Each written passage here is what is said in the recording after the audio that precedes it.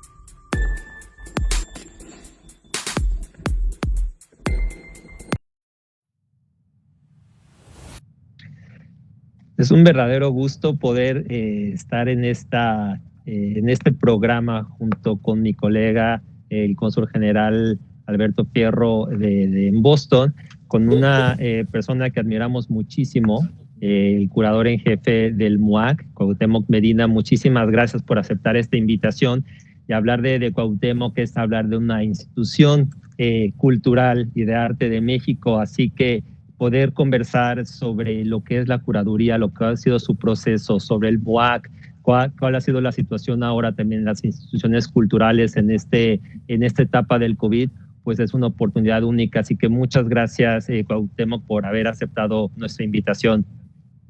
Todo lo contrario, yo estoy gustosísimo de hablar con ustedes.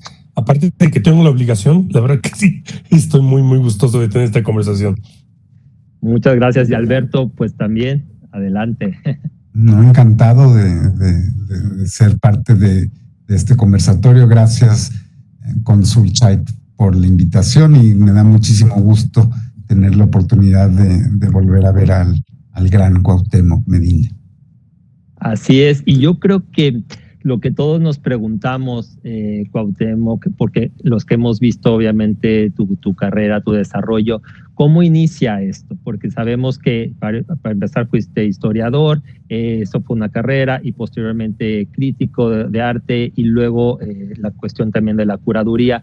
¿Cómo fue este proceso para conocer un poco más de ti y cómo llegaste a ser ahora curador en jefe del MUAC?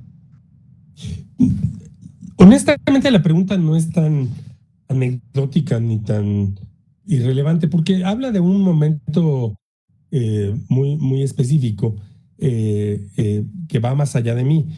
Yo estudié historia, pero también debo comentarte que yo fui un participante bastante serio del Consejo Estudiantil Universitario en el movimiento 86-87. Fui el jefe de prensa del movimiento, aparte de uno de los representantes de Filosofía y Letras. Entonces, pues mi vida cambió debido al movimiento, porque el participar en la política efectiva, que yo encuentro extremadamente interesante y a la que respeto, porque entiendo que la práctica no tiene las condiciones de hipótesis que se hace la gente que habla de política, o sea, implica negociaciones, complejidad, decisiones grises, no es una operación sencilla. Me descubrió a mí claramente que a mí no me venía a ser político. Si te soy muy honesto, el 90% de mis camaradas están ahí frente a, en las cámaras, no hablo de las cámaras de televisión, hablo de las cámaras de senadores y diputados, son parte de varias de las organizaciones políticas. Ese fue un camino que yo no escogí. Afortunadamente, y tuve la ayuda de un par de ángeles guardianes que me dieron la cachetada necesaria para entenderlo. Pero entonces, inmediatamente después de que yo considero la victoria de la huelga de 87, yo tuve un viraje inmediato hacia hacer una serie de investigaciones sobre el campo de la cultura y la relación de intelectuales con la política, y caí en hacer un trabajo que se acaba de publicar como libro hace apenas un par de años, sobre la ciudad ideal que el doctor Atl imaginó sobre Olinka. Entonces estaba en eso, como puedes ver, no era una investigación sobre arte, sino sobre la condición de la intervención política del intelectual. Había tomado mis clases de arte en la universidad con un gran apasionamiento. Tuve de maestra a Julcia Segota y a Juana Gutiérrez Haces, dos investigadoras con una trayectoria muy interesante y muy cosmopolita. Y de pronto un colega que Alberto Fierro conoce muy bien, Renato González Mello, él sí iba para historiador del arte desde que lo conozco, me habló para decirme que si no querría yo pasar a trabajar con él al Museo Carrillo Gil. En principio yo le dije que no entendía por la invitación, porque pues mi campo no era el campo artístico, que el hecho de que estuviera trabajando sobre arte no significaba que yo estaba metido en un campo artístico. Pero la respuesta de Renato fue que él había llegado al Carrillo, llevaba ahí un año de trabajo, y se había enfrentado con una situación que era el cómo la colección de Carrillo Gil era utilizada para efectos de exportación de diplomacia cultural, cada vez que al presidente se le ocurría, y que le costaba trabajo argumentar dentro del museo y dentro del INBA, porque eso era una idea que no podía seguir así, con ese nivel de arbitrariedad de uso. Y entonces, en el momento que me lo planteó, me dijo, o sea, lo que estás diciendo es que me necesitas para tratar de argumentar contra una política del presidente, yo le entro. O sea, fue totalmente así de elemental, pero quiero describir pues una energía de un momento histórico. Efectivamente, debido a la experiencia de la universidad, habíamos un pequeño grupo que nos resultaba extravagantísimo el modo en que se manejaba la institución cultural mexicana. Nos parecía que era más allá de provinciano y lógico. Y algo que no disfrutábamos y que yo todavía no disfruto es que los museos no tengan una condición estable. En fin, yo ingresé al museo y al poco tiempo de estar ahí, me enganché con dos cosas para las que no me imaginaba que yo estaba destinado. Una, la experiencia de hacer exhibiciones, la experiencia de que había un museógrafo que desgraciadamente ya murió, que era el nieto de Carrillo Gil, un artista también, Armando Sainz, que inmediatamente me sometió a un entrenamiento que solamente puedo describir como de bootcamp, en que me obligaba a ser corregido por los museógrafos, por los técnicos, al tratar de hacer ciertos proyectos. Y en lugar de encontrarme yo repelido, lo que encontré fue la fascinación de entender un lenguaje que yo había visto como espectador, pero que nunca había tenido. O sea, la barbarie de que me soltaran decidir dónde se ponían cuadros de Palen o de Gerso o de Orozco era al mismo tiempo tentador y aterrador, cosa que me imagino ustedes saben qué es lo que constituye las razones del deseo. Si alguno no lo encuentra al mismo tiempo aterrador y fascinante, realmente no le importa. Y al poco tiempo quedé yo enganchado en algo que se volvió más trascendental, y es no comprender, estar en contra del modo en que estaban decididas las exposiciones de arte jóvenes. Todo eso hizo que yo descendiera en un momento en que de pronto la idea de cómo se promovían las exhibiciones y cómo se fabricaban se volvió un tema, y eso adquirió una nomenclatura, la noción de apropiarnos en ese momento 89, 90, de nosotros ahí en el museo, pero otras personas en el campo independiente, del término que estábamos importando de curador, importando tanto de España como de Estados Unidos como de Europa, en términos de asumir como una responsabilidad el decidir sobre el programa.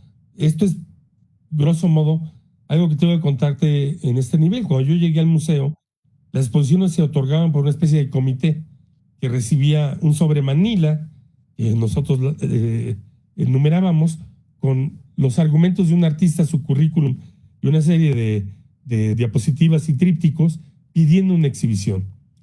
A partir de la experiencia de ver cómo operaba eso, que no nos parecía entendible, lo que empezamos a hacer es inventar, no lo sabíamos, el agua tibia, ir a los estudios, averiguar qué es lo que la gente estaba haciendo, imaginar qué proyectos podíamos inducir, y como eso además coincidió con un cambio de prácticas, de pronto yo estaba metido en hacer exhibiciones históricas, al mismo tiempo que estaba en esta interacción con los artistas, y es de eso a escribir en relación a un campo artístico nuevo que se oponía al tipo de pintura dominante en ese momento, había un mero paso. Entonces, para resumírtelo, yo acabé de curador por casualidad política, una cosa condujo a la otra.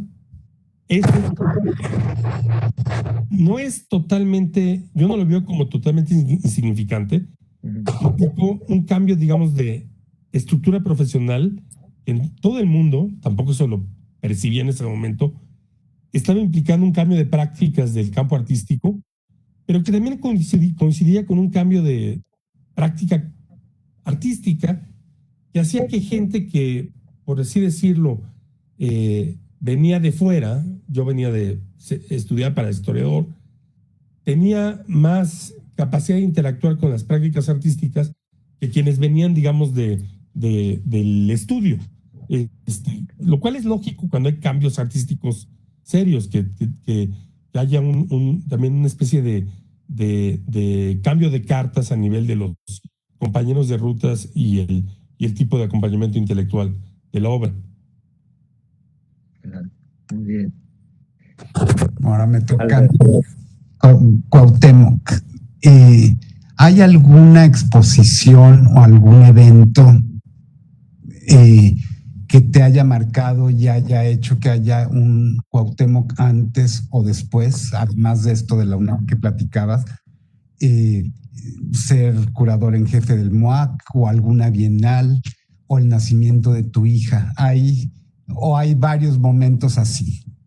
Mira, son muchos momentos. Fue muy importante, me marcó mucho entrar en relación con el grupo Curare y con Olivier de Broa en particular, porque implicó pasar de esta práctica que estaba yo empezando a generar a tratar de teorizarla y operar políticamente desde esa práctica en el campo artístico local.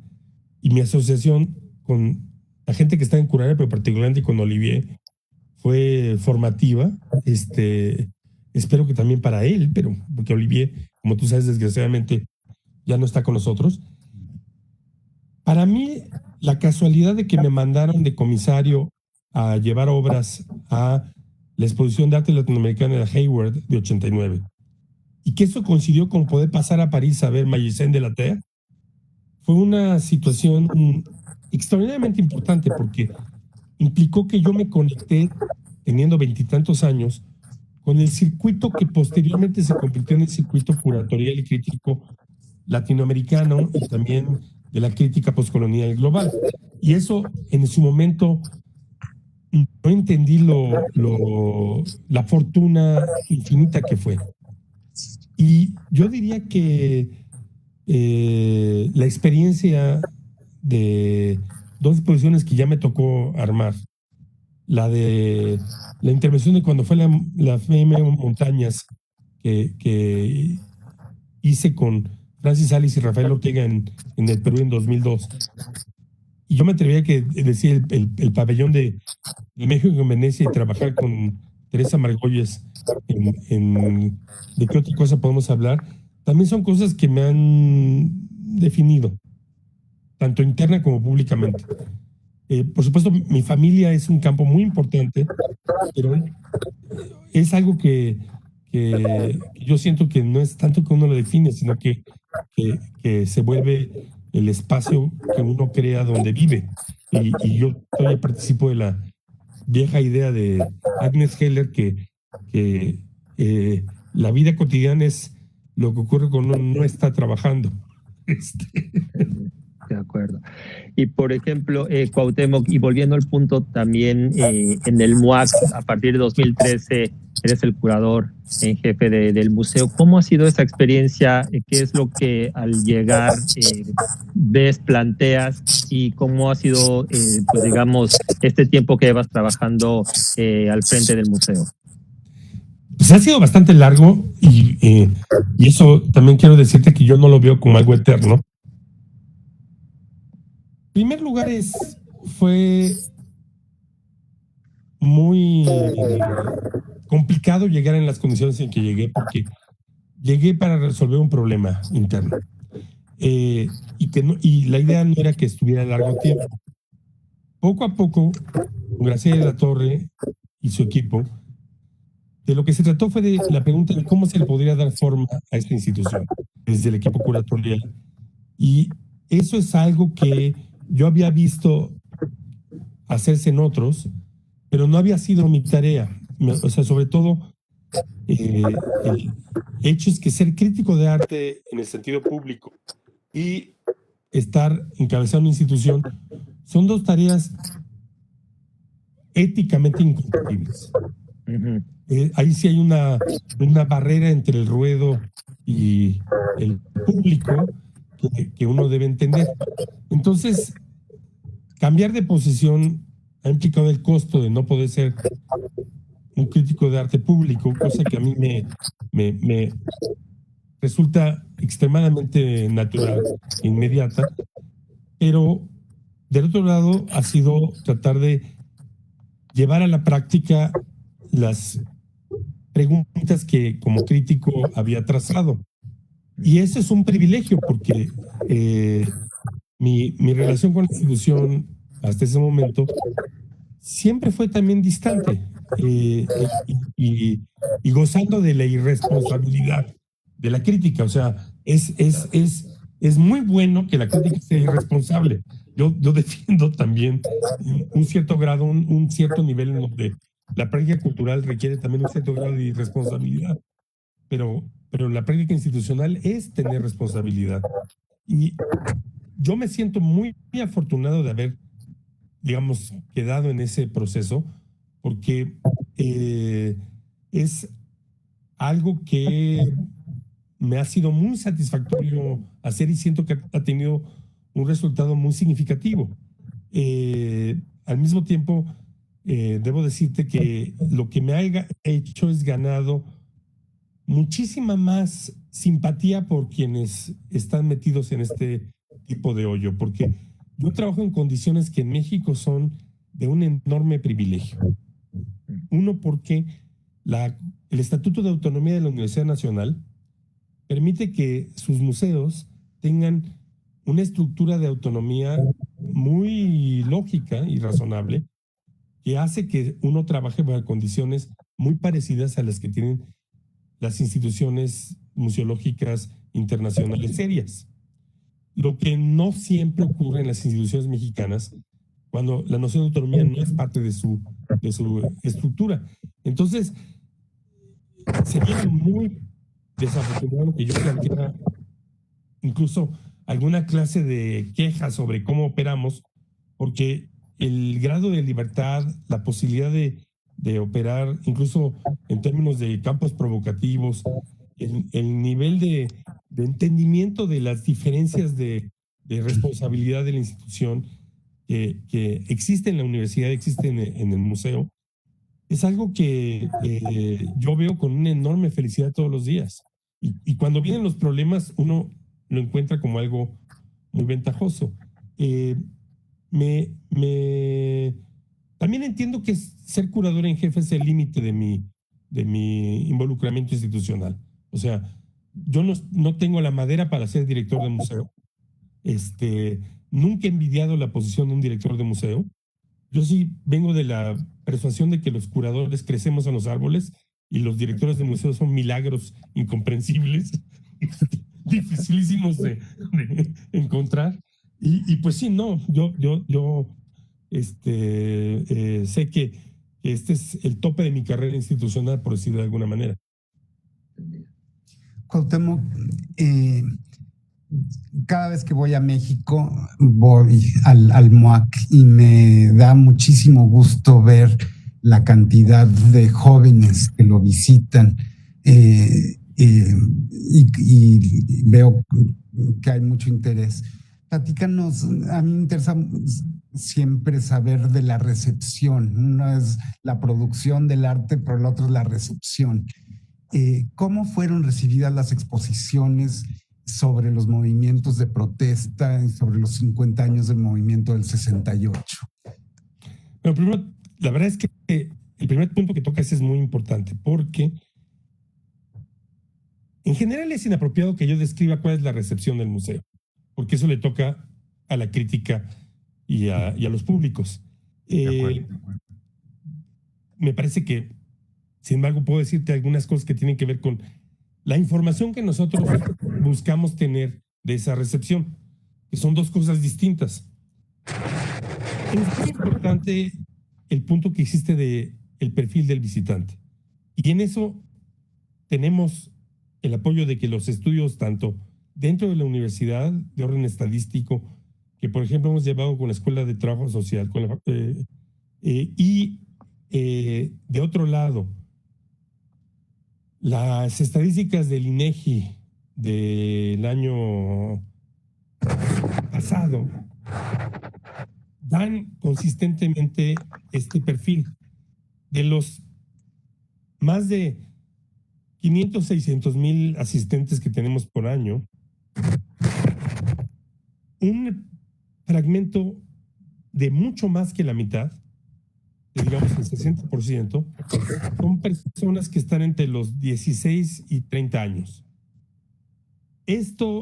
Tenemos un porcentaje reducido de público infantil, lo cual en un museo de arte contemporáneo es razonable, pero también esto tiene un efecto que para nosotros es muy positivo, y es que, por decirlo así, podemos confiar que el futuro del museo es saludable.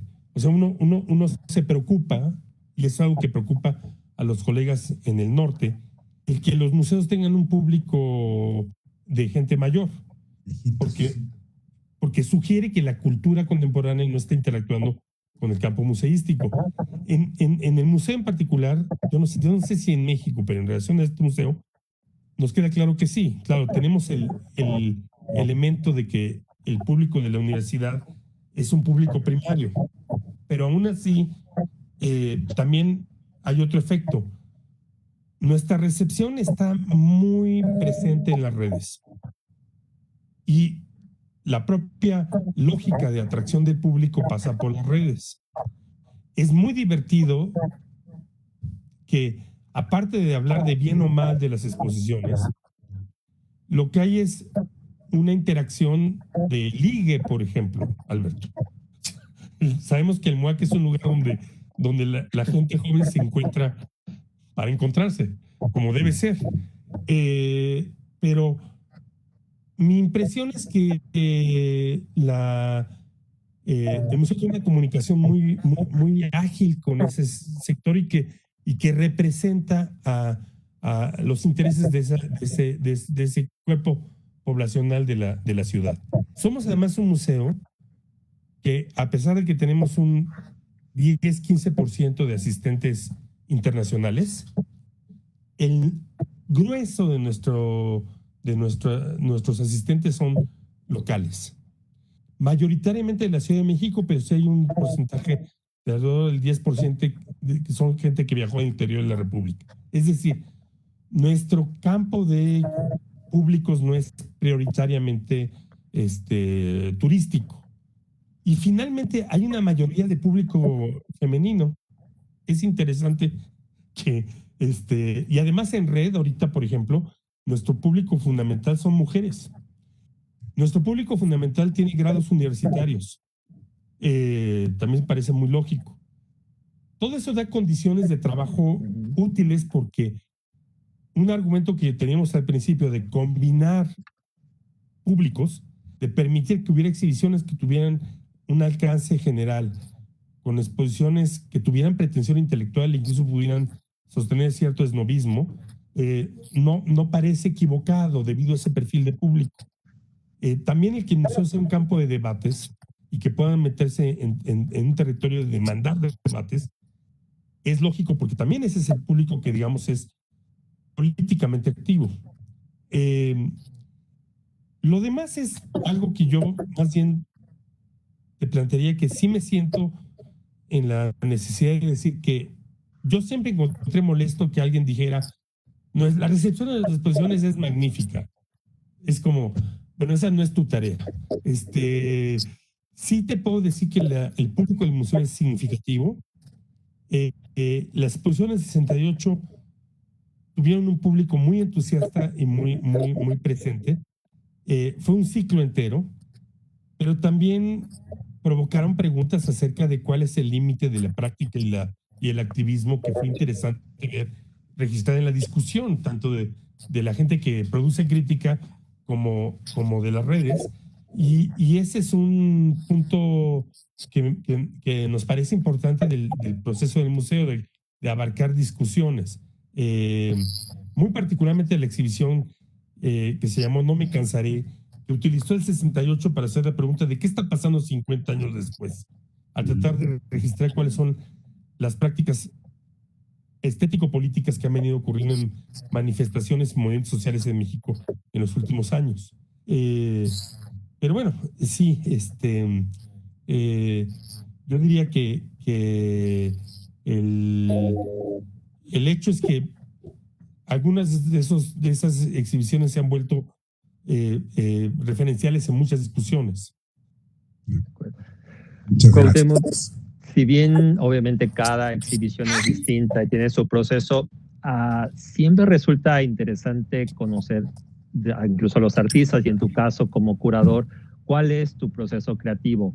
Entendiendo que cada momento es distinto y cada exposición es diferente, pero ¿cómo generas tú ese diálogo? ¿Cuáles son los factores que tú tomas en cuenta para armar toda una curaduría independientemente de la temática?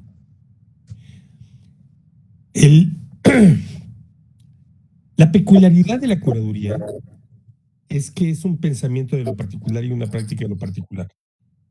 Y eso es algo que me parece radicalmente importante. El que, a diferencia de lo que pretendió el par de museología y museografía, que planteaban la idea de que hubiera una especie de ciencia aplicada y un saber técnico, la curaduría en su distinta evolución histórica ha sido muy variada en sus prácticas y además implica que también cumple una función de elaboración intelectual, pero también de representación política y práctica y de búsqueda de condiciones materiales y hasta económicas. De modo que efectivamente cada exhibición requiere una elaboración específica y un trazado estratégico particular. Pero los proyectos también. Sin embargo, en una institución como un museo, hay varios componentes que son muy importantes en nuestro trabajo. Entonces, si preguntas en el MOAC, ¿qué diferencia hay entre hacer curadurías y estar de curador en el museo? La primera es que nosotros estamos sometidos correctamente a la autoridad de los comités. La universidad, así lo pienso yo, y llevo muchísimos años ahí, tiene la ventaja de que no hay idea o decisión que se pueda defender a partir de un principio de autoridad. Y esto produce una lógica de comités. cada, cada decisión se tiene que discutir y a veces es pesado y cansado, pero es una condición muy benéfica, sobre todo para efectos de ejercer autonomía. Entonces, nosotros hacemos propuestas, trabajamos ideas con artistas, trabajamos ideas con instituciones, o sea, hay varias vías en que empezamos a trabajar. Generalmente necesitamos un periodo de como 3 años para plantear las cosas. Primero, porque hay que pasar por la revisión de los comités. Y segundo, porque lo que buscamos hacer proyectos compartidos con otros, hacer exhibiciones que impliquen una colaboración en distintos lugares del planeta, buscar condiciones para que las exhibiciones tengan fondos apropiados y para que el proyecto venga acompañado de requisitos que a mí me parecen esenciales, pero que en América Latina no hemos visto como obligatorios, como tener la publicación antes de la inauguración. Todo eso es algo que sobre todo requiere tiempo. Entonces, una dificultad del trabajo curatorial es cómo sostener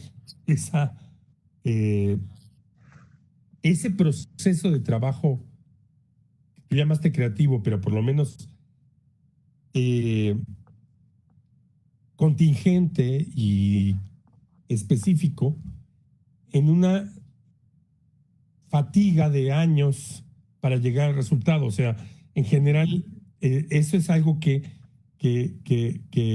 requiere de saber cómo ir dosificando la toma de decisiones. Porque es muy raro que podamos hacer proyectos de bote pronto en una maquinaria grande como el MUAC. Yo tiendo para regresar a tu pregunta, a encontrarlo cómodo porque mi práctica siempre ha sido ir trabajando varias cosas simultáneamente en distintos grados de avance. O sea, por decirlo así, la monogamia curatorial no me funciona correctamente. Igual que también leo varios libros a la vez.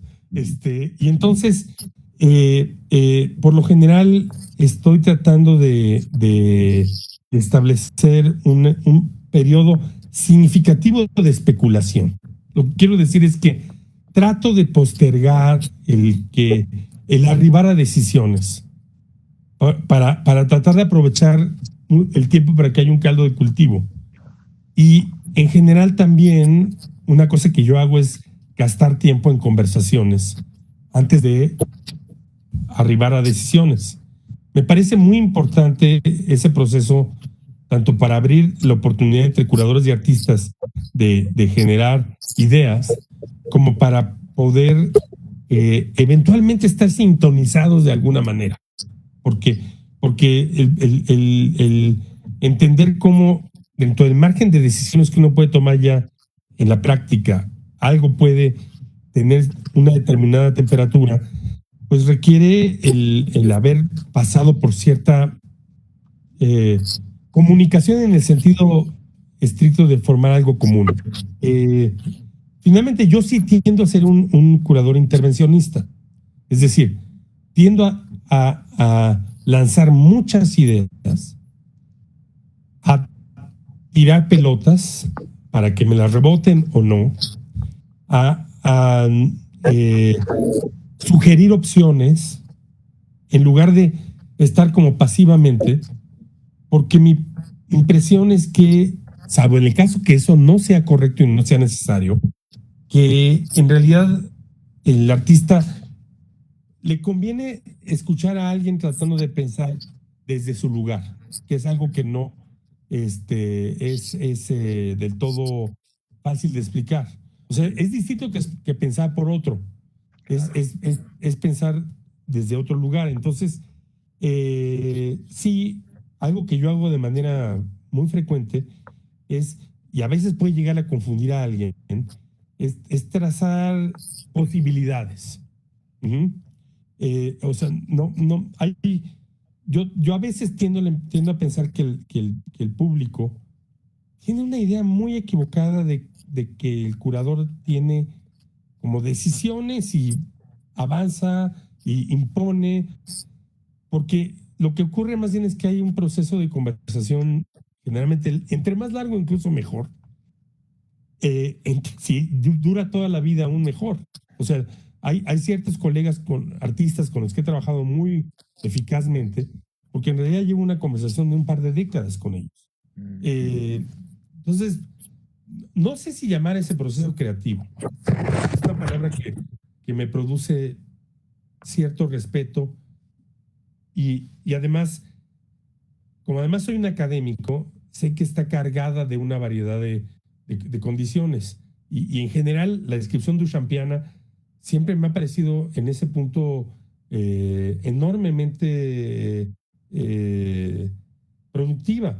Cuando él en el acto creativo describió la creatividad como el proceso precisamente posterior a la obra, lo que él dice, grosso modo, es la distancia que hay entre lo que el artista no dice y lo que los demás dicen, ese quantum indefinible que se abre, pues en general trato de no pensar que es lo que está ocurriendo en cámara, por decirlo de alguna manera.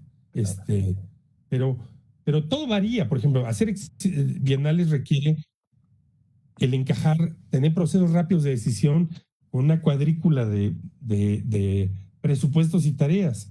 En un museo es importante la pregunta de cuál es el balance general de muchas exhibiciones y cómo se relacionan.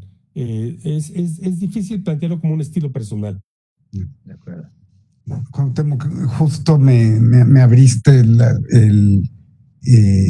para el espacio para mi siguiente pregunta. ¿Hay alguna diferencia entre curar una exposición para el público mexicano que curar una exposición, una bienal para público internacional? ¿Cuál ha sido tu experiencia al respecto? Ay, qué pregunta tan interesante, porque o sea, la primera respuesta que te tendría es que no hay público internacional. O sea, lo que hay es públicos localizados o migrantes que están en una mayor o menor medida globalizados, lo sepan ellos o no. Es una respuesta un poquito bruta, pero o sea, lo que percibo es que la definición de la nacionalidad del público no es particularmente sustancial.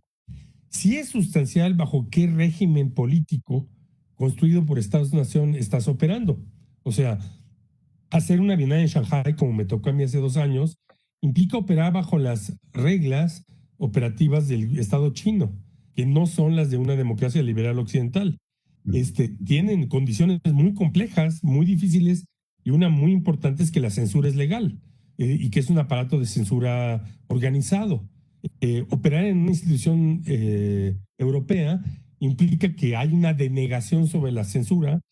No dije una inexistencia, digo, hay una denegación sobre la censura o una aplicación de la censura con una sutileza importante, pero también implica el que en el mundo occidental, los que participamos en el campo cultural solemos negarnos a asumir que somos agentes de la censura. O sea, que yo eso lo aprendí leyendo Derrida. Que a veces ustedes mismos se autocensuran, ¿no? No, todo el tiempo, si uno es honesto, Derrida lo plantea muy bien y está partiendo de un texto de Kant. Pues si vamos a definir, ¿cómo definimos censura?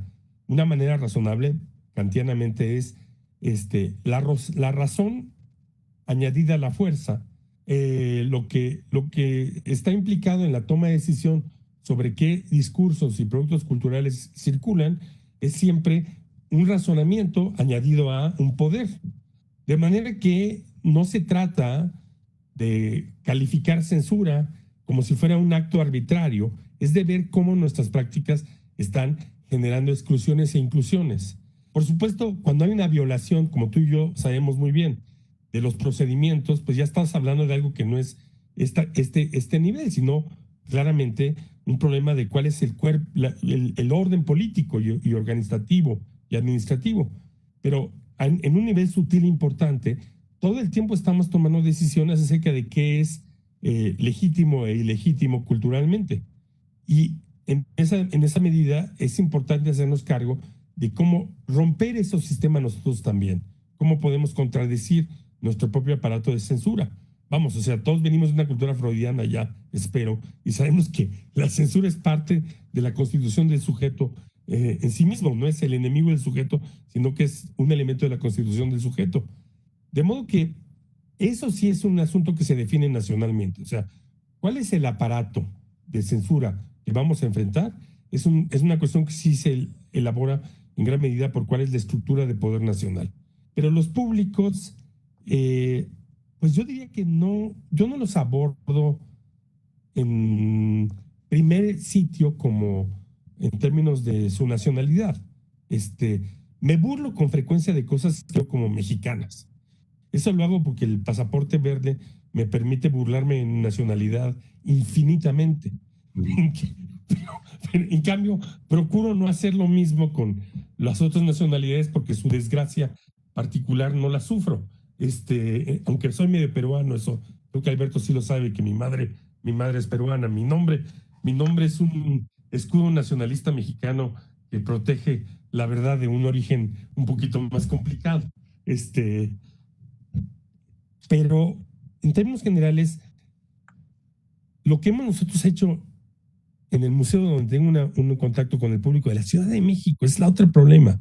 O sea, no solamente tenemos un aparato cultural centralista, está el dato de que el arte contemporáneo, particularmente de los últimos 30 años, se ha decidido muy claramente por una localización de identificación urbana. De manera que la red de cultura global no está construida por naciones, está construida por ciudades. Ustedes mismos saben perfectamente que Miami no son los Estados Unidos. Discúlpenme, pero eso es cultural y artísticamente lo que importa es Miami. De la misma manera que Tijuana importa más que México. O la Ciudad de México es un actor muy central en relación a Buenos Aires y Seúl. No hablamos de Corea, ¿sí? Hay una situación de la cultura global que hace que el vector nacional no sea tan importante. Sí, el público de la Ciudad de México es un público que uno puede ver como muy activo, tiende a ser muy opinionado, es un público que en la práctica también no le gusta mucho la pasividad. A veces es difícil, incluso en las exhibiciones, conseguir que el público no quiera hacer cosas, no quiera interactuar. Por supuesto, en una cultura artística hecha de no tocarás, eso luego es un asunto, ¿no? Pero yo no acabo de apreciar que las exposiciones tengan que partir desde esa valoración, ¿no? Seguramente sociológicamente se puede hacer una valoración. Una cosa que sí te puedo decir es que es muy variable la situación para evadir, digamos, también lo que puede significar el complejo de la periferia. Hay condiciones de libertad artística que en países como México ocurren que no son tan fáciles de obtener en el norte. También porque hay, desgraciadamente, una tolerancia hacia, por ejemplo, la visibilidad de la violencia, que funcionaría de una manera distinta, ¿no? Pero no deja de ser una pregunta muy interesante la que estás planteando. Gracias, Jorge. Hablabas hace un momento también sobre los artistas. ¿Habría forma de que podrías describir a los artistas mexicanos de las nuevas generaciones? ¿Hay un cambio generacional? Y si los hay, ¿cuáles son esos cambios que tú has visto a lo largo de tu carrera? Esto es más o menos algo que siempre me deja un poquito incómodo. No te voy a reprochar que me dejes incómodo. Haces bien, Jonathan. Porque, por un lado, a mí nunca me ha resultado particularmente útil la noción de generación. Y ahí sí echo la culpa a la universidad, porque en mis clases de historia, el analizar la teoría generacional de Ortega y Gasset era algo que hacíamos en serio. O sea, no es para mí la noción de generación no es un concepto de la calle, es un problema. Es un problema serio si la cultura se puede definir como Ortega pretendía, en términos de los que nacieron 15 años antes o después de mí, y que hubiera luego un corte. Siempre me ha parecido un argumento bastante pobre. Segundo, al mismo tiempo la cultura moderna, contemporánea, popular, sí induce cortes generacionales, porque está mercantilizada de esa manera. Particularmente a partir de los años 60, la dinámica de la subcultura ha sido generacionalista. Ahora empezamos a tener un problema en que ya no está tan claro, que de pronto la norma de qué significa hoy no ser miserable es pretender que uno no se vuelve adulto hasta los 60 años. Eso es una definición global que podemos plantear. ¿Cuál es la definición de los grupos afluentes? La negativa a la vida adulta. Godard lo dijo muy sabiamente en una de sus películas, El Globe d'Amour, en algún momento. Pero, por tanto, yo más bien la pregunta que está planteada la plantearía de esta manera. Tenemos una situación, y esto no es generacional, es un problema muy específico, de que los artistas y también los operadores como yo, que tuvimos partida en la modificación de los circuitos globales de los años 90 del siglo XX, adquirimos de pronto ciudadanía en algo que en la periferia no existía, que se llama mainstream. O sea, quiero decir que el arte de América Latina no estaba construido con esa categoría. Y en cambio, en la asimilación al mundo de arte global, la noción de mainstream se vuelve necesaria. Y eso ha hecho que esos artistas sean un componente que está establecido de otra manera que los artistas de generaciones previas. Está establecido porque incluso, para ser brutales, la red protectora de prestigio que representa la coalición de colecciones, galerías y el circuito de información hace que su importancia no se pueda desvanecer, que no sea tan volátil. Por tanto, yo entiendo que para los artistas que están emergiendo en este periodo, una dificultad importante que es nueva es que el mainstream de los 90 está ahí, y por más que bebió, fumó e hizo barbaridades, no se está muriendo rápido, y además representa una especie de lógica reconocible.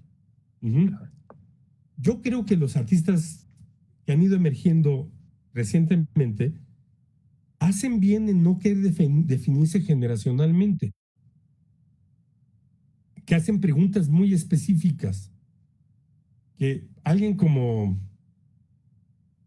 Aragón en Oaxaca, o como Castillo de Val, Mariana, que vive entre Berlín y México, para hablar de dos gentes ya muy visibles, pues no están pensándose en términos de artistas jóvenes, no se plantea esa pregunta para ellos.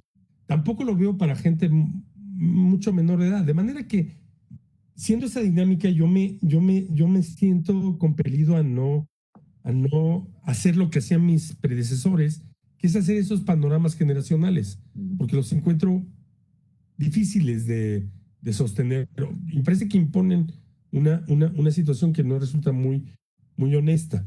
En cambio, sí sé que hay ciertas cuestiones que están en el asadero, por decirlo de alguna manera. La revolución de relaciones de género es una de las cuestiones más importantes que atraviesan el campo artístico e institucional en México. Hay en México un movimiento, una subversión feminista que es extremadamente importante y que nos plantea a todos una interpelación y un desafío. La pregunta sobre cuál es la constitución de la relación entre activismo y arte y las preguntas acerca de cuál es el nivel de legitimidad de la exhibición pública y de la institución son una parte muy importante de las preguntas que hacen los artistas más recientes. La pregunta sobre cuáles pueden ser los roles de ciertas prácticas heredadas, como la pintura, o la fotografía, o la escultura, son preguntas que artistas específicos están llevando a cabo de manera muy concreta. Y una pregunta muy constante por la geografía de estos practicantes es algo que yo veo como muy presente.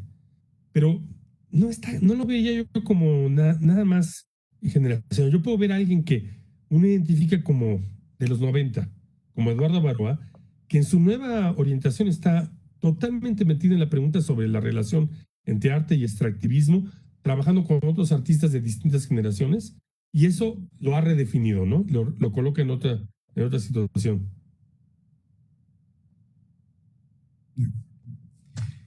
Cuauhtémoc, ya te referiste un poco a cuando hablabas de la censura a la Bienal en Shanghái, pero platícanos un poquito más de cuál fue el reto principal y cómo te propusiste que esa Bienal fuera una Bienal que tuviera una presencia muy particular de distintos lados del mundo, o fue temática. ¿Cuál fue el reto principal para ti? El reto principal es que la Avenida de Shanghái es una bienal muy establecida, que tiene una trayectoria extraordinariamente ejemplar de proyectos reconocibles. O sea, esto es algo que sí es interno al campo, al oficio, y es que de algo que uno sí necesita estar informado es de qué proyectos tienen una concisión que se vuelven un referente. Y Shanghái lo es. Y particularmente las bienales recientes, la de Anse Frank, la del Rax Media Collective, fueron muy distintivas en relación a hacer preguntas que estaban ligadas directamente con la situación de Shanghái, tanto a nivel productivo como a nivel del relato. Entonces, para mí el reto era arribar a una posibilidad que fuera también distintiva. O sea, creo que es una bienal que requiere que sus ediciones sean memorables. Es algo muy difícil de definir. Hay eventos que no son así, ¿sí? Son statements. Y entonces, la casualidad de que yo tuviera en las manos una pregunta que me derivó de leer a E. Cummings, con una palabra inventada por Cummings que era pro-regress. Y de pronto como que el primer reto que era cómo partir desde algo reconocible, que era este fragmento, si quieres tú, de visionario poético, luego hizo el cómo llevar a cabo en una maquinaria complicada como la de Shanghái, el desarrollar algo a partir de esa pregunta. Entonces, el segundo reto muy importante era trabajar en un contexto que sí me era fundamentalmente desconocido. Algo que me ha ayudado mucho, que yo le pasaría a la gente como receta o como sugerencia, es que es útil en muchos lugares trabajar con un colega local. En Manifesta, Caterina Gregos, que trabaja en Bélgica, aunque es griega, fue decisiva para no caer en todas las trampas, en todos los huecos que hay en el camino. Entonces, trabajar con Weiwei Wang, que es una curadora joven de Shanghái que yo conocí previamente en Corea, me ayudó muchísimo porque tenía alguien que me podía indicar dónde me estaba moviendo. Pero la verdad es que las cosas se facilitaron porque yo debo decir que, entre otras cosas, por el hecho de que la censura es legal en China, la admiración que yo tengo por la Power Station of Art, por el compromiso que yo sí no veo comparable con casi ningún otro lugar del mundo, que tiene su directora, lo mismo que el equipo, con tratar de hacer que las cuestiones más radicales sean posibles. O sea, la manera en que en que Yang On y su equipo se ponen del lado de hacer posible el campo artístico en las condiciones de dificultad que les plantea ser la institución de arte contemporáneo, además la única institución de arte contemporáneo que pertenece al Estado chino en su versión municipal, pero es la única del Estado chino dedicada a arte contemporáneo, hace que trabajar con ellos es una delicia, porque implica que uno está trabajando con gente que está buscando cómo encontrar hacer posible, en lugar de gente que está todo el tiempo pensando en el peligro de hacer algo. En general, eso es algo que uno, como curador, y yo sé que también los colegas artistas, ven con mucha, con mucha alegría. Cuando cuentas para citar a Teresa Margolles, lo peor es encontrar una situación donde encuentras a alguien que se va hacia el no.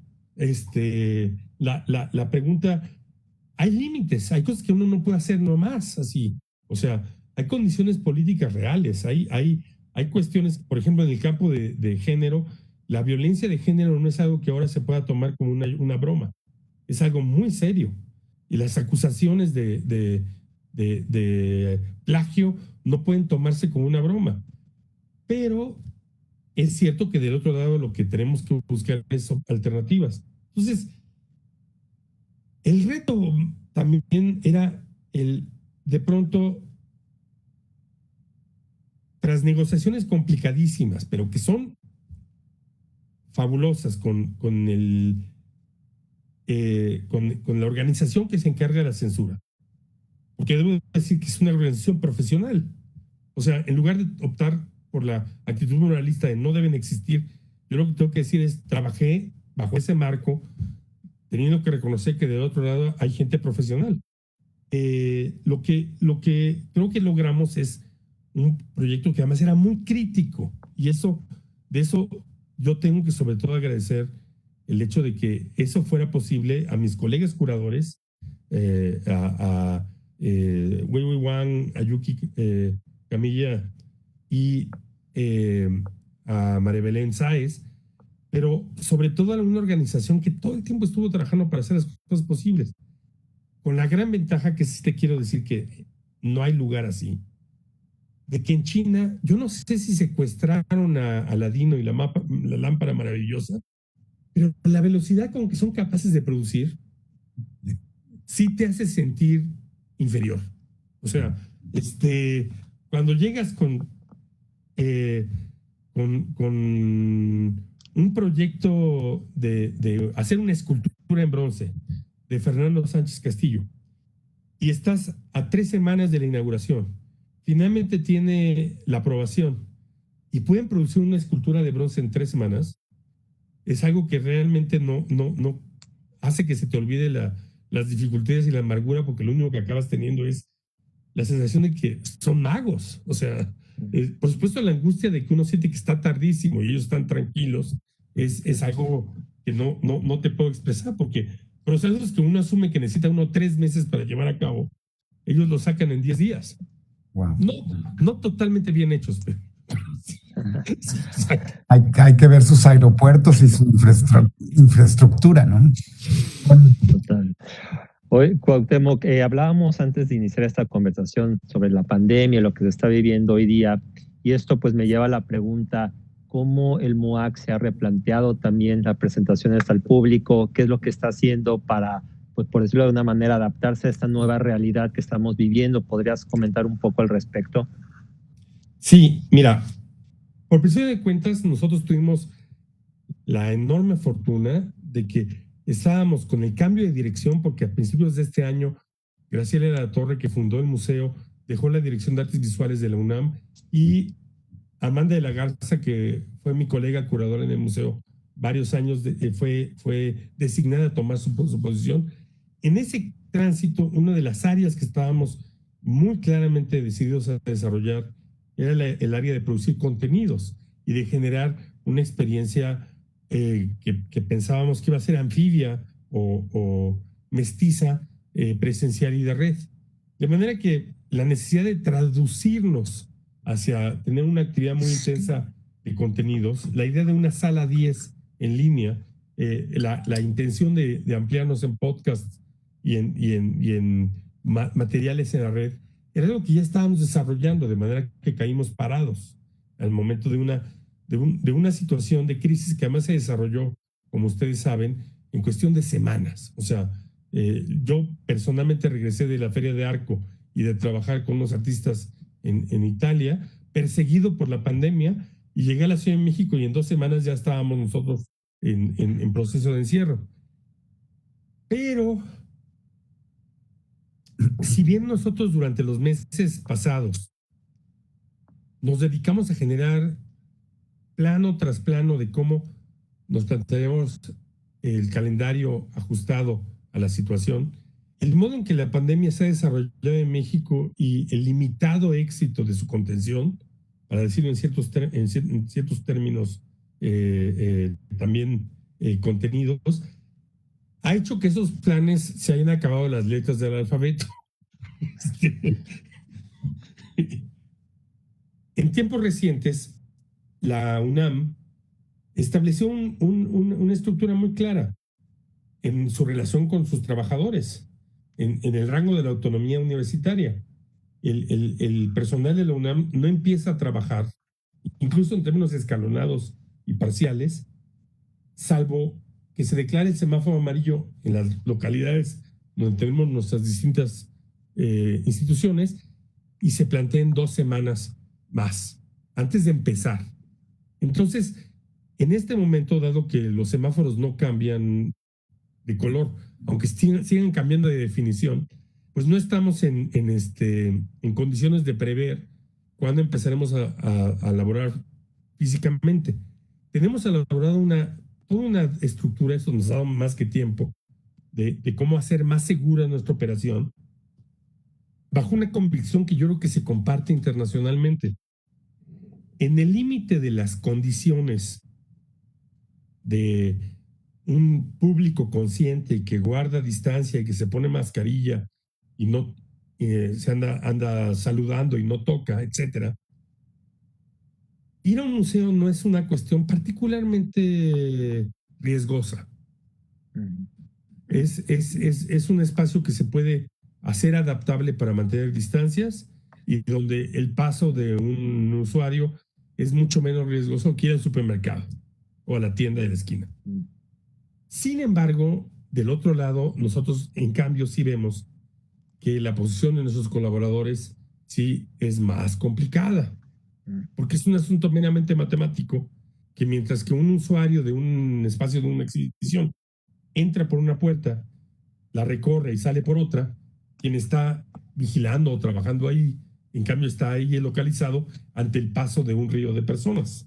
Entonces, las medidas de seguridad, eso creo que es importante que la gente lo entienda, que tendremos todos que implementar. Tienen que tomar en cuenta el otro lado, no es el lado del usuario el que es el más complicado. Es además lo que requiere es colaboración y disciplina social, cosa que es muy importante que nosotros entendamos que va a ocurrir en cualquier escenario que nos hagamos del futuro. Vamos a necesitar sociedades más disciplinadas, menos necias, más flexibles y más disciplinadas. De modo que nosotros tenemos una estrategia clara y abriremos, pero te puedo decir muy abiertamente que el Consejo de Programación del Museo ha tenido que posponer la decisión sobre qué hacer en el año 2020. Va a haber exhibiciones que no vamos a poder rescatar. Los compromisos internacionales urgentes que yo tenía ya los pasé al año próximo. Pero el fenómeno de que tenemos ahorita un trazado de compromisos que ya está afectado por la pérdida de casi un año de exhibición presencial, que es algo que no voy a calcular en este momento. Tengo que esperar al momento que, como ya me acabé las letras del alfabeto haciendo planes, pues ya aprendí que no voy a llegar a ningún lado haciendo incesantemente ajustes, ¿no? Sí te puedo decir que nosotros tenemos que pensar en 3 niveles. Uno, ¿cuál va a ser la realidad financiera de la institución? ¿Cuál va a ser la posibilidad de que las exhibiciones que hagamos sean seguras y planteen condiciones también de apreciación para el público, y cuál va a ser su relevancia en el siguiente periodo, tanto social como cultural. Todas esas son cuestiones que yo veo con mucha tranquilidad. Como se expresaban ustedes antes de salir al aire, recuerdo con mucha brillantez a mi jefe de colecciones en Tate, a Jean Debou, el gran director de museos belga, cuando decía, cada vez que alguien se ponía un poco demasiado inquieto, "The situation is hopeless but not desperate". La situación no tiene esperanza, pero no es desesperada. Es decir, el hecho de estar en una situación tan difícil no implica que tengamos que ponernos ansiosos. Hay una cierta compostura que ayuda a abordar el problema, porque no añade uno al problema su ansiedad. Y tú mismo nos mencionabas hace rato, yo con esto termino mis preguntas, Cuauhtémoc.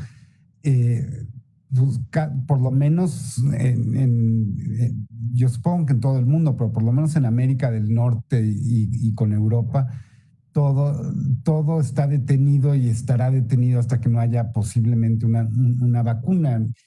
Y muchos de los museos, por ejemplo el Whitney, pues apenas le dio tiempo de exhibir un par de semanas la gran exposición mexicana y ya se quedó ahí y seguramente ya retrasó todas las exposiciones que estaban planteadas, y los intercambios y las colaboraciones con museos se han ido atrasando, congelando, y hasta que no haya el semáforo amarillo en el mundo, supongo que será muy difícil que los museos puedan volver a retomar todos esos elementos de cooperación, porque es, como dices tú, estar jugando a las letras, ¿no?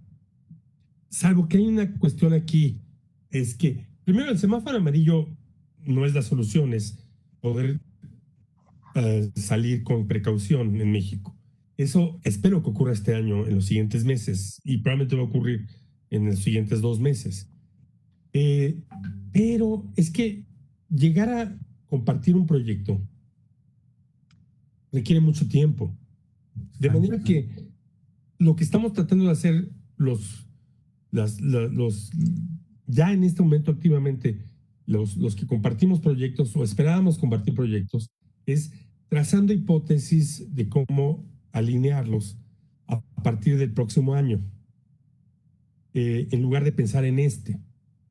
Entonces, sí hay una etapa de planeación imprescindible, porque tenemos que fijar ciertas posibilidades de compromiso para algo que pueda ser la primavera del próximo año, y a partir de ahí ir construyendo esas conexiones. Yo suelo bromear diciendo que el trabajo de programar un museo es como el cubo de Rubik, porque si tratas de acomodar el cuadrito amarillo hacia la derecha, se te desacomodó ya la fila de los verdes, y entonces es un arte complicado, es un ajedrez de 3 dimensiones. No me quejo, nada más se lo transmito a la gente, porque no tiene tanta flexibilidad.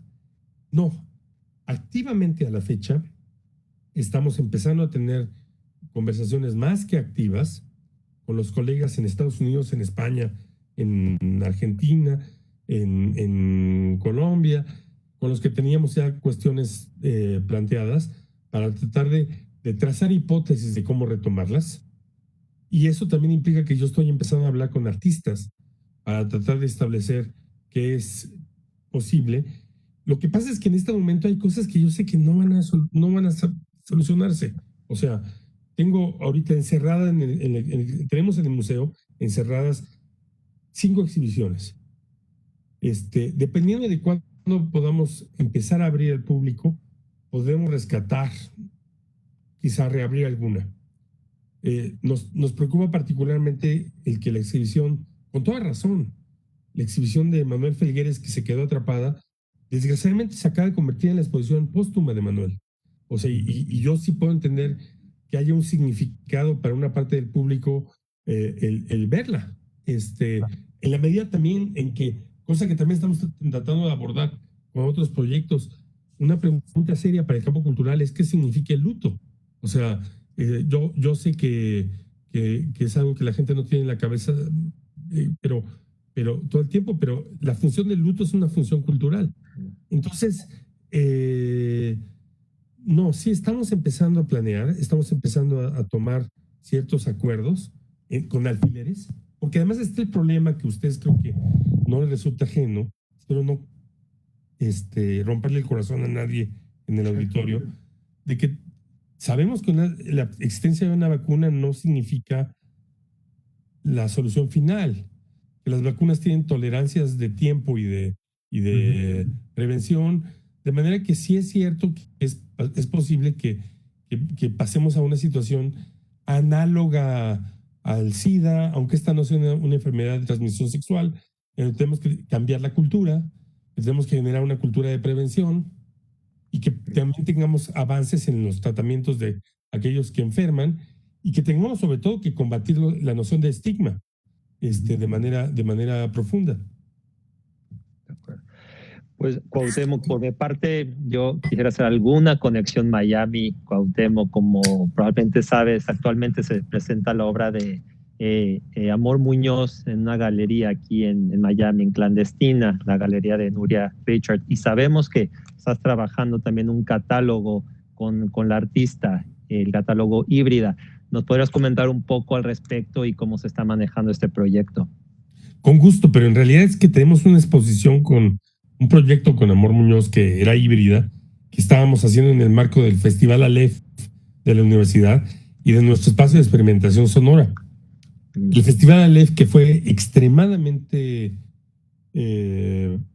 exitoso en términos de públicos, millones de personas lo vieron, no pudo contener el proyecto de Amor Muñoz porque no pudimos instalarlo físicamente y porque ya no pudo acabar la producción por la interrupción de producción que tuvimos.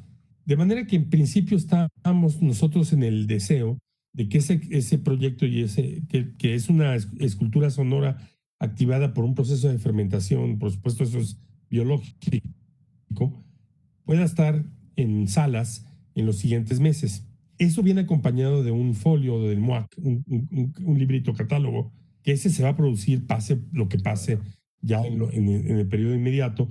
Entiendo que va a ser una primera publicación sobre el trabajo de Amor en el sentido de una publicación de museo. Y tomamos la decisión apenas, como queríamos con varias publicaciones del museo, de darles marcha independientemente de cuál es la situación del programa, porque pensamos que esa edición tiene que estar. Entonces, yo espero que el proyecto de Amor sea rescatable en términos de su presentación física. Pero en este momento, como te digo, no tengo calendario, porque además existe un asunto que es de trámite, pero importante, de que la autoridad para el calendario es el comité de programación. Nosotros hacemos propuestas y ellos tienen que aprobarlas o no. De manera que en este momento, oficialmente, el comité decidió que no tenemos calendario. Para no estar arrastrando la dificultad de no poder hacer nuestros compromisos efectivos. Entendido. Cuauhtémoc, pues muchísimas gracias. De verdad ha sido por demás interesante personalmente conocer más de ti, que nos hayas dicho cosas como también más personales y tu trayectoria, pues ha sido por demás interesante. Así que muchas gracias por la oportunidad, obviamente también de tener a Alberto como parte de esta conversación. Te agradezco mucho, Alberto, que también hayas participado. Gracias. Y esperamos que llegamos una próxima también. No, más bien mil gracias y mucha suerte en sus tareas respectivas, que son muy importantes. Pero muchas gracias, ha sido muy agradable tener esta conversación. No, gracias a ti, Cuauhtémoc, y gracias, Jonathan, por la invitación. No, al contrario. Y bueno, esperamos poder ir al MUAC pronto, por el año que entra, a principios de año. Lo vamos a hacer, aunque sean vestidos de astronautas. Bueno. Tramiten los trajes en Houston, pero lo vamos a hacer. Muchísimas gracias y bueno, tendremos una segunda parte muy pronto. Gracias. Hasta luego.